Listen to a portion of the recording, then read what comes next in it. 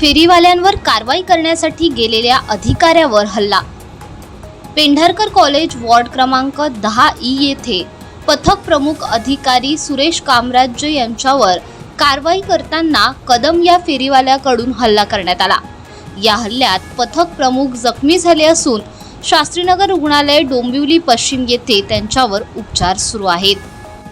माझी आज कारवाई होते विजय सेलचं इथे स्टार्ट केलं आम्ही तिथूनपर्यंत आम्ही कारवाई करत आलो आणि पेंढारकरला आलो होतो आम्ही वॉर्निंग पण दिलं त्यांनी आणि कालच सांगितलं होतं त्यांना इथे लावायचं नाही, उद्या कारवाई आहे, वॉर्निंग पण दिलं आम्ही, तरी पण ते कदम ऐकलं नाही। त्यांचे 4 गाडी येत होते, ते लावत होते, बंद सुरूच होते। त्यांना मी अर्धा तास दिला टाईम, तरी पण त्यांनी काढलं नाही।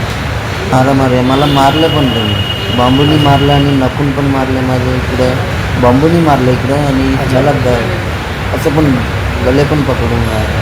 आता पोलीस कंप्लेंट दिलं, अजून नाही दिलं, ते मेडिकल चालू आहे म्हणून ते मेडिकल करून यायला सांगितलं साहेबांनी, ते पोलीस लोकांनी। सद्यस्थिती आम्ही सर्वजण कर्मचारी कारवाई करत होतो।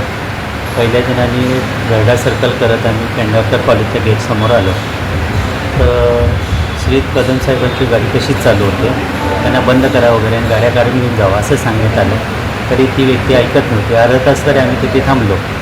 नंतर आम्ही त्यांच्या गाड्याचे सामान वगैरे उचलून घेऊ लागलो। तेवढं तो आडवा होऊन त्यांनी लगेच बांबूच्या साह्याने आमचे पथक प्रमुख सुरेश कामराजला मारायला चालू केलं। बाकीच्या गाड्या सगळ्या बंद होत्या आणि आतमध्ये गल्लीमध्ये एकही गाडी नव्हती।